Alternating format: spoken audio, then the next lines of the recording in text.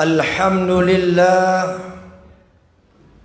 innal hamdalillah nahmaduhu wa nasta'inu wa nastaghfiruh wa na'udzu billahi min syururi anfusina wa min sayyiati a'malina.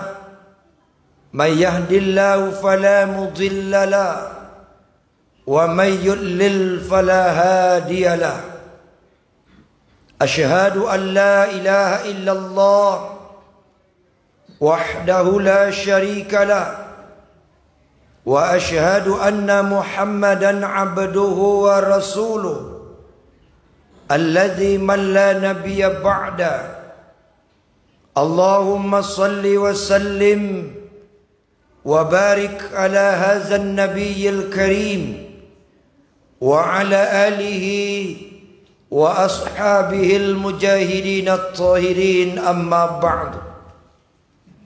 Faya ayyuhal hadirun rahimakumullah, usikum wa iyaya bitaqwallah, faqad fazal muttaqun.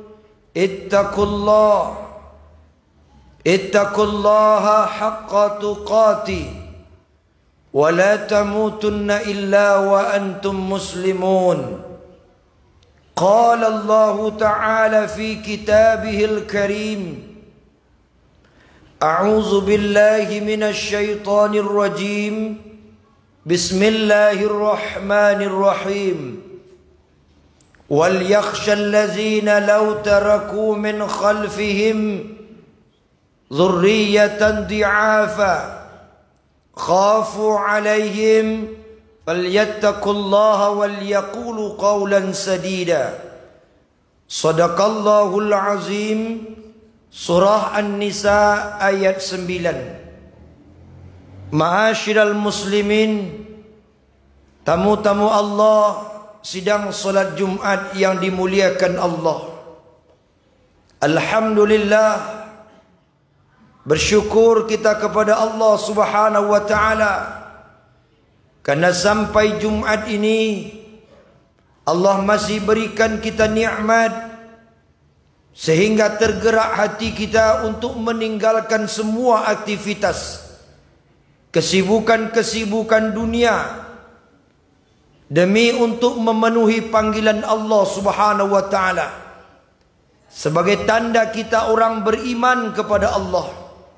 Ya ayyuhallazina amanu iza nudiya lis-shalah, hai orang-orang beriman, segeralah menuju tempat solat.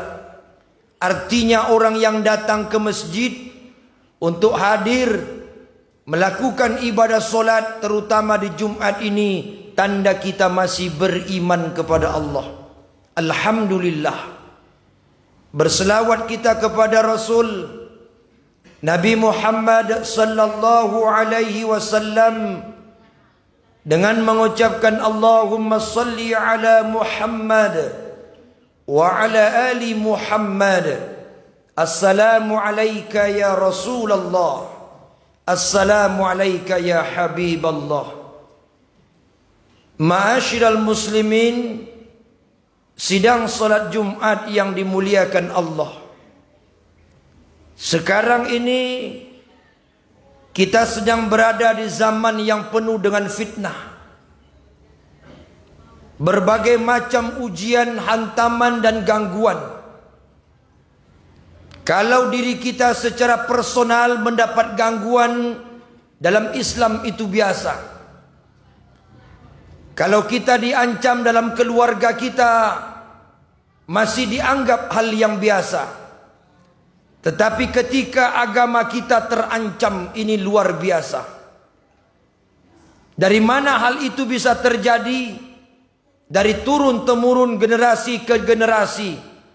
Bukan hanya menghantam orang-orang tua kita, generasi-generasi yang sudah lanjut, tetapi juga yang paling berbahaya adalah menghantam generasi anak-anak kita. Berbagai macam hantaman yang mereka alami yang tanpa disadari, yang mereka asik dengan permainan-permainannya, yang asik dengan tontonan-tontonannya, bacaan-bacaannya, dan berbagai macam bentuk pernak-pernik kehidupan ini, yang endingnya bisa menghancurkan generasi kita. Maka selaku orang tua, persiapkan diri kita dan keluarga kita dari berbagai macam hantaman dan kehancuran ini. Maka oleh karenanya harus cerdas dalam memilih dan memilah, harus pintar dalam menyikapi berbagai macam hambatan dan gangguan ini. Sebab itu dalam khutbah yang singkat ini, khatib akan menyampaikan selamatkan generasi milenial dengan kecerdasan. Ma'asyiral muslimin, sidang solat Jumat yang dimuliakan Allah. Dalam Al-Quranul Karim banyak ayat jauh sebelum kita ada. 14 abad yang lalu sudah dinasihati oleh Allah, sudah diberikan peringatan oleh Allah, sudah ditegur kita oleh Allah, karena Allah tahu apa yang akan terjadi. Allah Maha tahu apa yang sedang akan dialami oleh manusia. Di antara nasihat-nasihat itu Allah cantumkan dalam firman-Nya dalam Al-Quran. A'udzu billahi minasyaitonir rajim. Bismillahirrahmanirrahim. Wal yakhshal ladzina law taraku min khalfihim zurriyatan di'afa. Wahai orang-orang tua, hendaklah kalian khawatir. Wahai ayah-ayah, khawatirlah, takutlah akan meninggalkan generasi-generasi yang lemah. Zurriyatan di'afa, anak-anak yang lemah, keturunan-keturunan yang lemah. Lemah secara ekonomi, lemah secara intelektual, lemah secara akidah. Maka karena itu mesti kita selamatkan generasi ini dengan menanamkan pendidikan cerdas dalam bentuk hal yang disampaikan Allah dalam Al-Quran 4 perkara. Yang pertama, kecerdasan intelektual. Didik anak-anak, ajarkan anak-anak pendidikan yang baik. Ciptakan generasi yang cerdas. Jangan jadi generasi yang bodoh, yang tidak bisa membaca perkembangan zaman. Cerdas secara intelektual artinya dia bisa mengukur dan terukur secara logika, sains, teknologi. Tidak bisa orang tua mengatakan anak-anak tak perlu tahu dengan sains, tidak perlu tahu dengan teknologi. Kita tidak boleh kunet. Kita tidak boleh menghindar dari perkembangan zaman. Nabi Muhammad sallallahu alaihi wasallam saja sudah mengajarkan generasinya, sahabat-sahabatnya berfikir 100 tahun ke depan, 1000 tahun ke depan. Maka nasihat Nabi, ajarkan anak-anakmu karena mereka akan hidup berbeda dengan zamanmu. Didik mereka secara intelektual, harus pintar, harus punya ilmu. Man arada dunya fa'alaihi bil ilmi, man arada al-akhirah fa'alaihi bil ilmi, man aradahuma fa'alaihi bil ilmi. Ilmu mesti diajarkan. Untuk bisa hidup bahagia di dunia, pakai ilmu intelektualnya, tanamkan pengetahuan yang mantap, cerdaskan otak dan fikirannya. Siapa yang ingin bahagia akhirat, selamat dari api neraka dengan ilmu. Siapa yang ingin bahagia dunia akhirat, Rabbana atina fid dunya hasanah wa fil akhirati hasanah, dengan ilmu. Maka oleh karenanya didik mereka dengan baik, arahkan mereka dengan ilmu. Nabi berpesan, sallahu ummati bil ilmi wal mal. Umat Islam itu bisa berjaya, bisa kuat, bisa hebat bil ilmi wal mal, dengan ilmu, dengan pendidikan dan harta ekonomi. Cerdas intelektual tidak bisa berdiri sendiri. Kalau hanya cerdas secara intelektual tanpa didukung oleh kecerdasan yang lain, maka berbahaya. Akan terjadi kerusakan di muka bumi. Zaharal fasadu fil barri wal bahri bima kasabat aydin nas. Kata Allah dalam surah Ar-Rum, kita lihat, kau saksikan, kata Allah, kerusakan terjadi di muka bumi ini karena kecerdasan manusia, karena tangan manusia. Orang cerdas lebih berbahaya daripada orang bodoh ketika dia berbuat jahat. Maka kecerdasan intelektual harus didukung dengan kecerdasan yang kedua, yaitu cerdas secara emosional. Apa yang disebut dengan kecerdasan emosional? Dia mempunyai rasa, karya, karsa.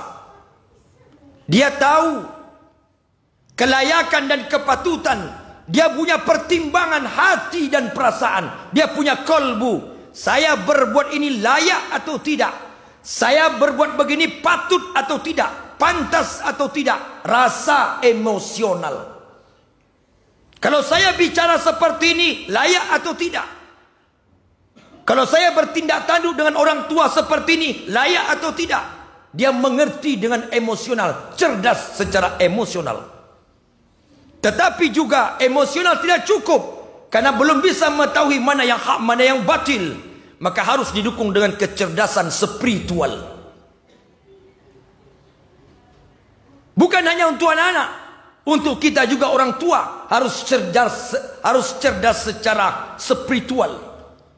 Tanamkan pendidikan agama. Maka Islam satu-satu agama yang mengajarkan pendidikan agama dari awal. Lahir diazankan, lahir diiqamahkan. Baru saja lahir ditanamkan pendidikan agama. Asyhadu an la ilaha illallah wa asyhadu anna Muhammadar Rasulullah. Dia belum kenal dengan benda-benda dunia. Dia belum kenal dengan ayahnya. Dia belum kenal dengan ibunya. Dia belum kenal dengan suara-suara yang lain. Dia dikenalkan dengan Allah. Allahu Akbar. Maka ajarkan mereka pendidikan agama. Agar mereka tahu mana yang hak, mana yang batil. Mana yang halal, mana yang haram. Mana yang dilarang, mana yang diperintahkan. Mana yang ma'ruf, mana yang mungkar. Agama inilah yang menetralkan kehidupannya. Agama inilah yang menetralkan intelektualnya. Agama inilah yang menetralkan emosionalnya. Tanpa agama, maka kecerdasan itu akan buas dan liar. Kita lihat apa yang terjadi di zaman sekarang. Betapa banyak ketimpangan hidup, betapa banyak kerusakan.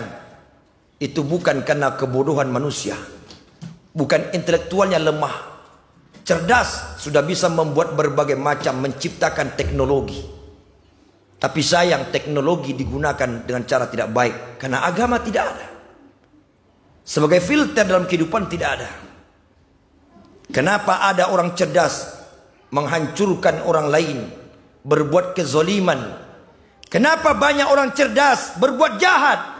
Kenapa ada orang pintar, sudah sarjana S1, S2, S3, bahkan profesor, tapi berbuat jahat? Karena bodoh spiritualnya. Otaknya pintar, agamanya tidak ada. Dan anak-anak kita sekarang akan menjadi seperti itu besok. Mereka calon-calon intelektual, harus dikuatkan dengan spiritual. Nabi ajarkan kepada kita, anakmu umur 7 tahun ajarkan solat. 10 tahun pukul dia ketika dia tak solat. Pendidikan agama sejak dari kecil.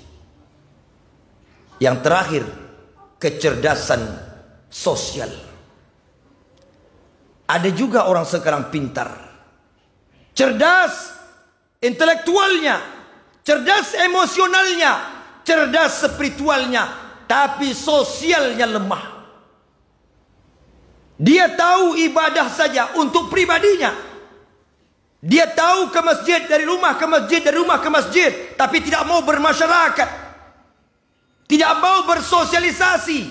Dianggap orang-orang lain sesat, dianggap orang-orang lain salah, dianggap orang-orang lain tidak benar, dianggap orang-orang lain ahli neraka. Dia yang paling benar karena bodoh secara sosial. Tak belajar secara psikologi agama. Dalam Islam itu wajib belajar psikologi agama agar kita pintar secara sosial. Nabi Muhammad SAW diberikan oleh Allah kecerdasan itu yang disebut dengan fatonah. Fatonah itu artinya cerdas intelektual, emosional, spiritual, dan sosial. Fa'tabiru ya ulil absar la'allakum turhamun. Allahumma salli wa sallim wa zid wa an'im wa tafaddal wa barik bi jalalika wa kamalika ala sayyidi ubbadik Abi Qasim sayyidina wa maulana Muhammad salli wa sallim wa radiyallahu tabaraka wa ta'ala an kulli sahabati rasulillahi alaihim ajma'in. Alhamdulillah wa syukurillah wa la hawla wa la quwata illa billah. Ashhadu an la ilaha illallah wa ashhadu anna Muhammadar Rasulullah. Allahumma salli wa sallim wa barik ala hadzal nabiyil karim wa ala alihi wa ashabihi al-mujahidin at-tahirin. Amma ba'du. Faya ibadallah, usikum wa iyaya bitaqwallah. Faqad fazal muttaqun. ittaqillaha haitsuma kunta wa atbi'is sayyi'atal hasanata tamhuha wa khaliqin nas bi khuluqin hasan.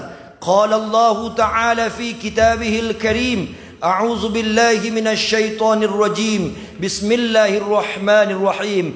Ya ayyuhalladzina amanu la tulhikum amwalukum wala auladukum an dzikrillah wa may yaf'al dzalika faulaika humul khasirun. Faqala aidan inna Allaha wa malaikatahu yusalluna 'alan nabi ya ayyuhalladzina amanu sallu 'alaihi wa sallimu taslima. Allahumma salli 'ala Muhammad wa 'ala ali Muhammad kama sallaita 'ala Ibrahim wa 'ala ali Ibrahim wa barik 'ala Muhammad wa 'ala ali Muhammad kama barakta 'ala Ibrahim wa 'ala ali Ibrahim fil 'alamin innaka Hamidum Majid.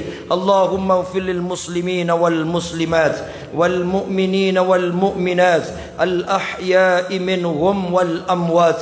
Allahumma ighfir lana dhunubana wa liwalidina warhamhum kama rabbawna sighara. Allahumma anzilir rahmah wal maghfirah wan ni'mah wal rizqi wal barakah wat tawfiq wal hidayah was sakinah wal fadilah was sa'adah wal istiqamah fid din alaina wa ala hadhihi al jamaah. Rabbana hab lana min azwajina wa dhurriyyatina qurrata a'yun waj'alna lil muttaqina imama. Allahumma ij'alna muqimas salah, Allahumma ij'alna muqimas salah wa min dhurriyyatina rabbana wa taqabbal du'a. Rabbana atina fid dunya hasanah wa fil akhirati hasanah wa qina azaban nar. Ibadallah, Allah